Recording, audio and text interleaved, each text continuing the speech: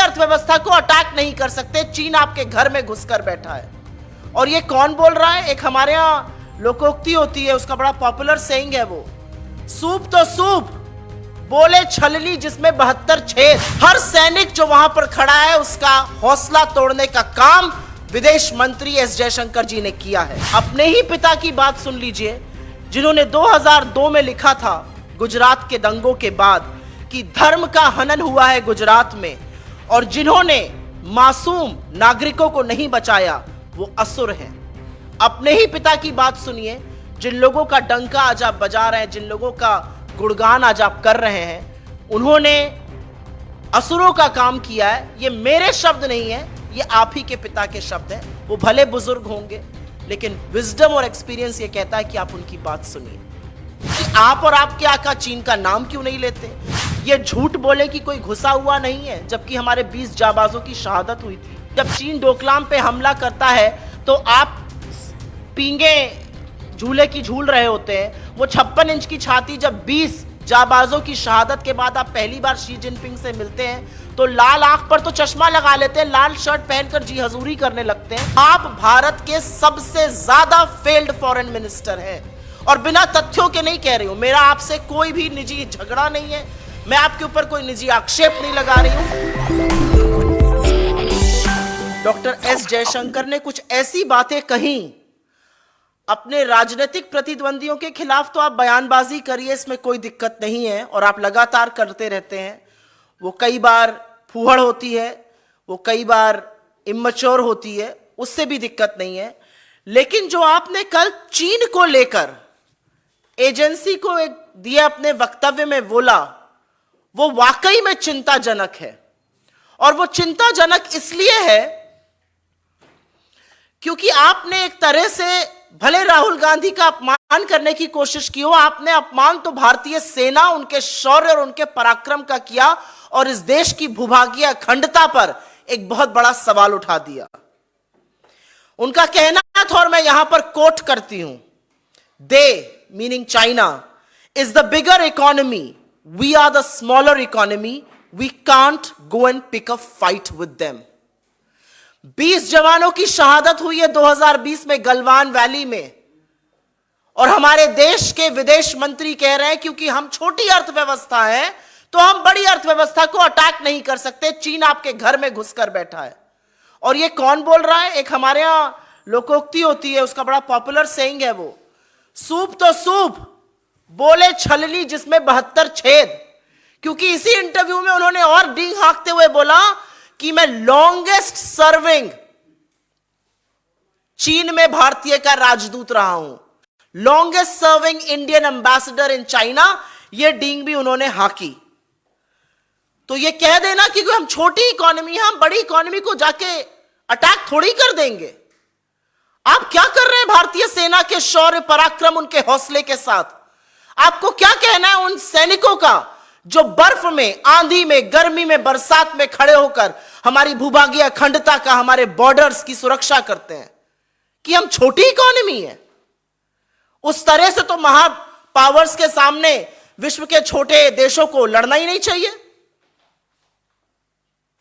हर सैनिक जो वहां पर खड़ा है उसका हौसला तोड़ने का काम विदेश मंत्री एस जयशंकर जी ने किया है।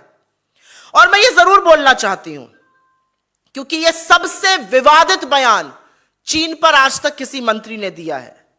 मैं पूछना चाहती हूं उनसे, वो दंभ भरते हैं ना किस चीज का, कि वो longest serving Indian ambassador in China थे। तो उनसे 2-3 सवाल हैं। पहला सवाल यह है कि आप और आपके आका चीन का नाम क्यों नहीं लेते? आप लॉन्गेस्ट सर्विंग है भैया, यह भी बता दीजिए अप्रैल 2020 की यथावत स्थिति कैसे बनेगी? आप यह भी बता दीजिए कि 20 जाबाजों की शहादत के बाद आप चीन से लगातार व्यापार बढ़ाते जा रहे हैं। $100 बिलियन का ट्रेड डेफिसिट है, 20% हमारा एक्सपोर्ट है। तो एक तरह से तो हम चीन की आर्मी को फंड कर रहे हैं अतिक्रमण करने के लिए। लेकिन क्योंकि उन्होंने काफी सारे हैट्स पहने हुए हैं और उन्होंने one of the hats describe किया कि मैं लॉन्गेस्ट सर्विंग एम्बेसडर हूं, मेरे 6 पॉइंटेड सवाल हैं उनसे। As the longest serving ambassador China का, सबसे ज्यादा वक्त तक चीन में भारत के राजदूत रहने के तौर पर, वो जो चीनी अग्रेशन की फोटो आती हैं, जो खबरें हैं कि हमारी 2000 स्क्वायर किलोमीटर कि जमीन पर चीन ने अतिक्रमण किया हुआ है, उसके बारे में वो क्या कहेंगे। वो यथावत स्थिति अप्रैल 2020 के बारे में क्या कहेंगे, और वो क्या कहेंगे कि हमारे पेट्रोलिंग पॉइंट्स अब हमारी बफर जोन बन चुके हैं, पेट्रोलिंग पॉइंट 10, 11, 12, 13, 14, 15, 16 तक। वो क्या कहेंगे जो पुल बनते जा रहे हैं। उनका कहना था वो तो पहले से चीनी अतिक्रमण था, अतिक्रमण पहले से था, पुल अभी बन जाएगा, उनका बेस अभी बन जाएगा, और आप अपने मुंह पर दही जमाए, मुंह पे उंगली डाले बैठे रहेंगे। जो सबसे ज्यादा लंबे समय तक चीन में भारत के राजदूत रहे, क्या उन्होंने प्रधानमंत्री को यह एडवाइस किया था कि वो पूरे देश के सामने, पूरे पार्लियामेंट के सामने ये झूठ बोले कि कोई घुसा हुआ नहीं है, जबकि हमारे 20 जाबाजों की शहादत हुई थी। जो सबसे लंबे भारत के चीन में राजदूत रहे, जयशंकर जी से यह पूछना है कि क्या जो चीन पैंगोंग लेक पर डोकलाम में ब्रिजेस बना रहा है, फोर्टिफाई कर रहा है, उस पर वो चुप रहेंगे? क्या उनकी एडवाइस है कि ये सरकार चुप रहे और ध्यान भटकाए? जो लॉन्गेस्ट सर्विंग एम्बेसडर इंडिया के चीन में रहे, उनसे यह पूछना है, चीन एक रेलवे लाइन बना रहा है, इससे क्या हमारी भूभागीय अखंडता पर खतरा नहीं है? क्या डीबीओ पर जो जंक्शन चीन के अतिक्रमण पे, उससे खतरा नहीं है? और एक बात जरूर पूछनी है लॉन्गेस्ट सर्विंग इंडियन एम्बेसडर चीन से, कि आप ही के फॉरेन सेक्रेटरी चिंता जता रहे थे अनमैनेजेबल $100 बिलियन के ट्रेड डेफिसिट पर, उनसे भी कुछ कह दीजिए। इंटरव्यू देना और वहां पर डींगे हाँकना बड़ी बात है, 1 घंटा 41 मिनट का आपने राष्ट्र के नाम संदेश दिया, लेकिन इन सवालों का भी जवाब दे दीजिए, क्योंकि आप दंभ भरते हैं कि आप चीन में भारत के सबसे लंबे समय तक बने रहे राजदूत हैं। और एक चीज, ना मैं ये मजाक से कह रही हूं, ना मैं हल्केपन में कह रही हूं, एक स्टॉकहोम सिंड्रोम होता है। आपको अपने ही, जिसने आपके साथ गलत बर्ताव किया, उसी से प्यार हो जाता है, स्टॉकहोम सिंड्रोम होता है। स्पेशली किडनैपिंग में इसका बड़ा यूज होता है। क्या जयशंकर जी स्टॉकहोम सिंड्रोम से ग्रसित हैं? सवाल ये सारे चीन पर पूछने चाहिए, लेकिन आप और आपके आका जब मौका मिलता है शी जिनपिंग की गलबैया करने लगते हैं, गले लगने लगते हैं, लाल आंख दिखाने के बजाय लाल शर्ट पहनकर स्वागत में खड़े हो जाते हैं। तो क्या आप स्टॉकहोम सिंड्रोम से सफर करते हैं? ये सवाल चीन पर पूछे जाएंगे। और क्योंकि आपने कुछ झूठ बोले गए और लगातार आपके लोग ये झूठ बोलते हैं, तो उस झूठ का भी मैं चीन पर पर्दाफाश कर देती हूं यूपीए सरकार को लेकर। क्या यह सच नहीं है कि 50 साल 1967 के बाद 87 में एक इंसिडेंट को छोड़कर लगातार स्टेबिलिटी और पीस बॉर्डर पे बनी रही, और लगातार पिछले 3 सालों में चीनी अतिक्रमण हो रहा है, इनकर्जन हो रहा है, चाहे वो लद्दाख में हो, चाहे वो अरुणाचल में हो, चाहे वो नेपाल के रास्ते से हो? क्या यह सच नहीं है कि यूपीए गवर्नमेंट ने एक्टिव इंफ्रा पॉलिसी और रोड्स टनल्स बनाने के लिए 2006 में पॉलिसी बनाई थी, और यह श्याम सरन टास्क फोर्स 2006 में बना था, और बहुत सारी चीजें इसकी 2014 तक खत्म हो गई थी? क्या यह सच नहीं है कि इंडियन नेवी ने, US navy near East China Sea में 2007, 2009, 2011 और 2014 में एक्सरसाइजेस किए थे? क्या यह सच नहीं है कि कांग्रेस गवर्नमेंट ने 50,000 स्ट्रॉन्ग नई 2 माउंटेन डिवीजन सैंक्शन करी थी? और क्या यह सच नहीं है कि कांग्रेस गवर्नमेंट ने 4 एडवांस्ड लैंडिंग ग्राउंड चुशूल में, फुकचे में, डेमचौक में, दौलत बेग ओल्डी में सैंक्शन किए थे? और अगर यह सब सच नहीं है, तो यह सब चीजें कैसे बन गई 2014 तक? 2014 तक तो ना आप थे और ना आपके आका थे। तो झूठ बोलना कूटनीति का तंत्र नहीं हो सकता है। आपने भारत की फॉरेन पॉलिसी को एक कारोबारी को कारोबार दिलाने के लिए, जिसको आप अपने साथ अपने हवाई जहाज पर लेके घूमते हैं, अलग अलग देशों में जाते हैं, चिरौरी करते हैं, भैया इनको कारोबार दे दो।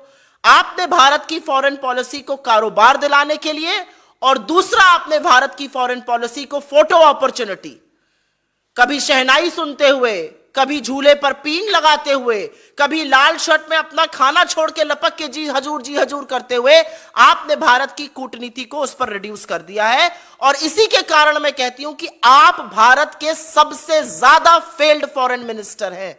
और बिना तथ्यों के नहीं कह रही हूं, मेरा आपसे कोई भी निजी झगड़ा नहीं है, मैं आपके ऊपर कोई निजी आक्षेप नहीं लगा रही हूं, लेकिन हां, मैं ये जरूर कहती हूं कि आप इस देश के सबसे फेल्ड फॉरेन मिनिस्टर हैं।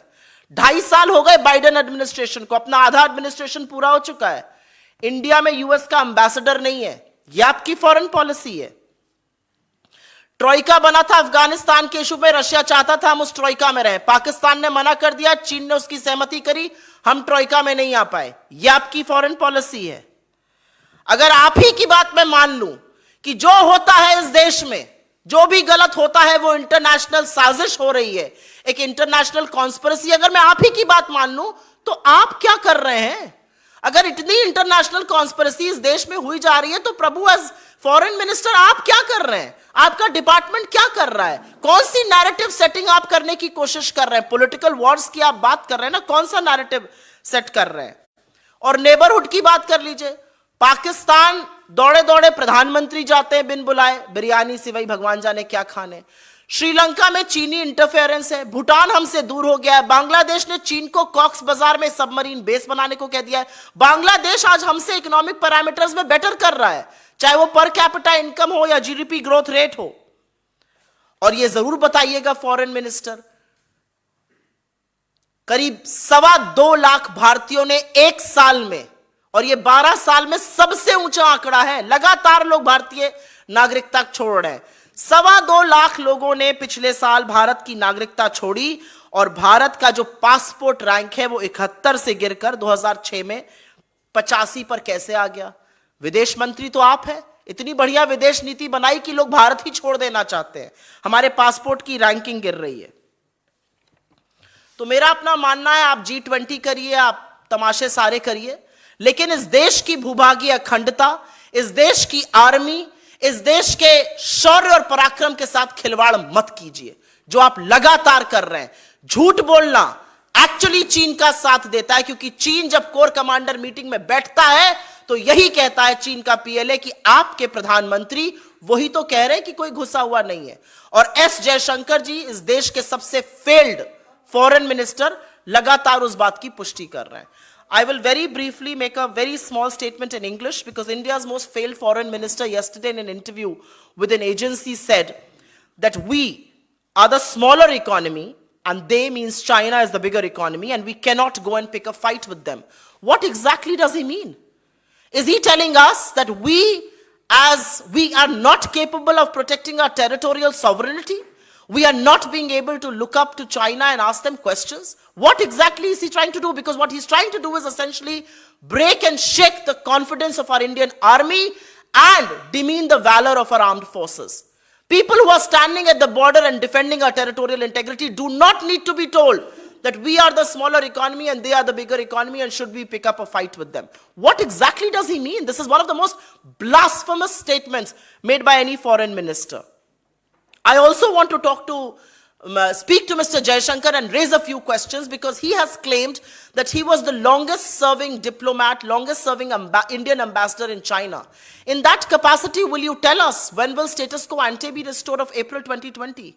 Why do the Prime Minister and you stay quiet on China? Why have we increased the trade deficit to $100 billion? We are almost funding the Chinese army to do the incursions that they do. As India's longest serving ambassador in China, what do you have to say about all the visuals that come about Chinese aggression? What do you have to say about the supreme sacrifices about our forces? What do you have to say about the 2,000 square kilometers of land on which China has acquired? What do you have to say about the patrolling points which have now become buffer zones? What do you have to say about the brazen military infrastructure being built across the Pangyong Lake or in Doklam? What do you have to say about the railway line being built by China, which is of course a threat to our territorial integrity and our national security? And what exactly do you have to say on steadily increasing trade deficit? Is this your answer to the supreme sacrifice of our brave hearts? And may I also add, you can keep lying and you can keep attacking your political opponents, but do not do this at the cost of national security. Some things are sacrosanct. And I want to bust a few lies here.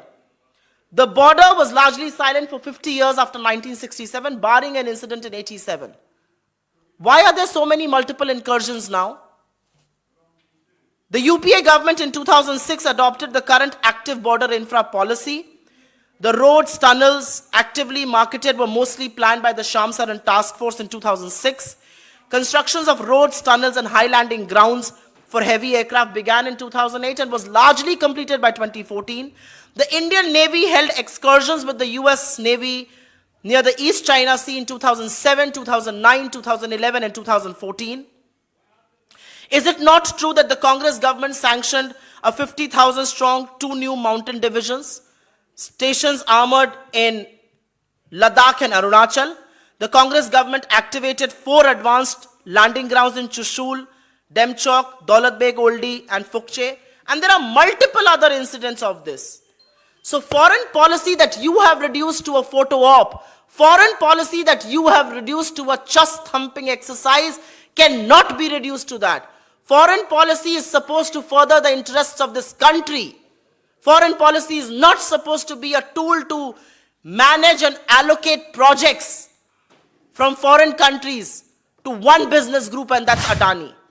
And last but not the least, मैं अंत में यही कहना चाहूंगी, आप भले लोगों को अटैक करिए, लेकिन बुजुर्गों के पास विजडम होती है, उनके पास एक्सपीरियंस होता है, बहुत दूर जाने की जरूरत नहीं है।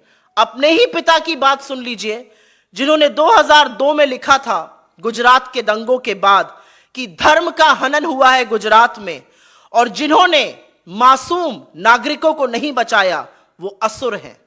अपने ही पिता की बात सुनिए, जिन लोगों का डंका आज आप बजा रहे हैं, जिन लोगों का गुणगान आज आप कर रहे हैं, उन्होंने असुरों का काम किया है। ये मेरे शब्द नहीं है, ये आप ही के पिता के शब्द हैं। वो भले बुजुर्ग होंगे, लेकिन विजडम और एक्सपीरियंस ये कहता है कि आप उनकी बात सुनिए। धन्यवाद। आपके सवालों का स्वागत है। पहले सुओ मोटो प्लीज। जी,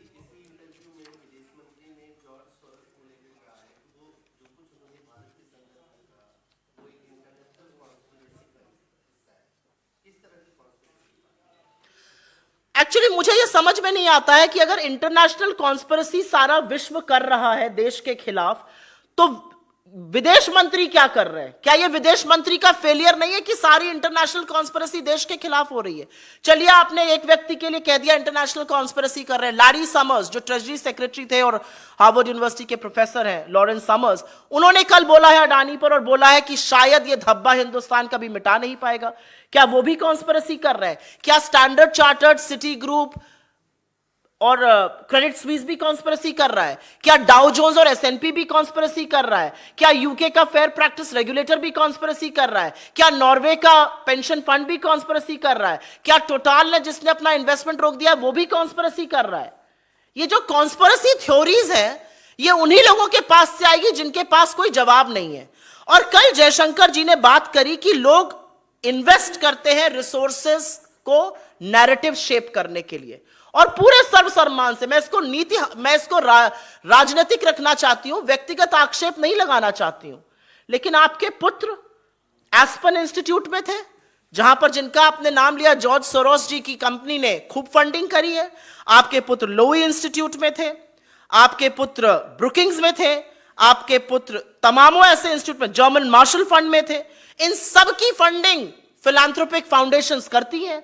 तो जब तक आपके पुत्र वहां पर रहे और अभी भी हैं, और वहां से फिलैंथ्रोपिक फंडिंग ऐसे इंस्टीट्यूशन से, ऐसे लोगों से आ रही है नैरेटिव शेपिंग के लिए, तो कोई गड़बड़ नहीं है।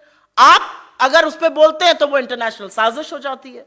तो अगर इंटरनेशनल साजिश हो भी रही है, अगर आपकी बात मान भी ली जाए, तो मुझे बस इतना बताइए कि इस इंटरनेशनल साजिश को खत्म करने के लिए देश का विदेश मंत्री क्या कर रहा है? क्या आप फेल नहीं हो गए? क्या आप बुरी तरह से विफल नहीं है? कोई और सवाल इस पे?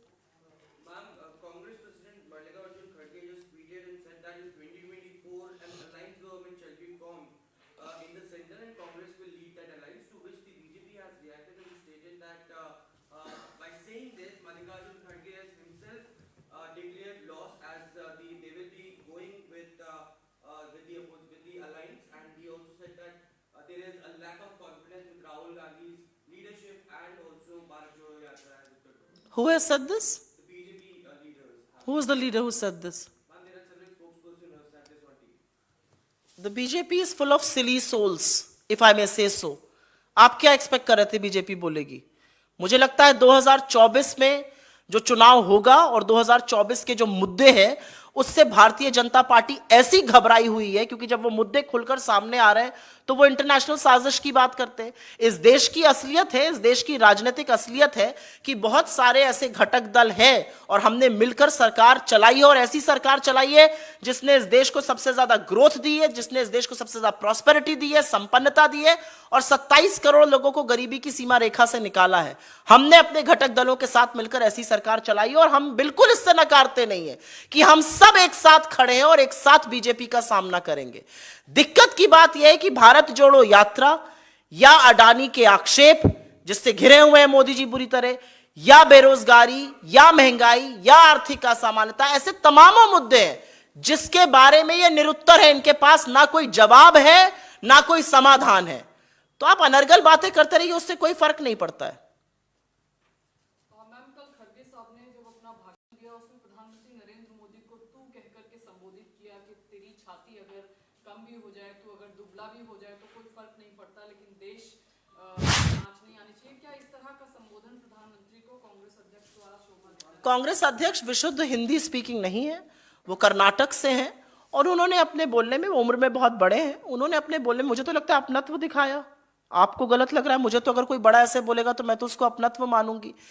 बाल की खाल निकालने के बजाय फर्जी 56 इंच की छाती का जो खुलासा किया है खड़गे जी ने, और 56 इंच की वो जो छाती जो कहीं पर एक डॉक्यूमेंट्री पे, कहीं पर एक एडिटोरियल से, कहीं पर एक किसी के वक्तव्य से दुबक कर डर कर बैठ जाती है, वो 56 इंच की फर्जी छाती जो चीन का नाम नहीं ले पाती है, वो 56 इंच की फर्जी छाती जब चीन डोकलाम पे हमला करता है तो आप पींगे झूले की झूल रहे होते हैं, वो 56 इंच की छाती जब 20 जाबाजों की शहादत के बाद आप पहली बार शी जिनपिंग से मिलते हैं तो लाल आंख पर तो चश्मा लगा लेते हैं, लाल शर्ट पहनकर जी हजूरी करने लगते हैं, उसके बारे में वो बोल रहे हैं।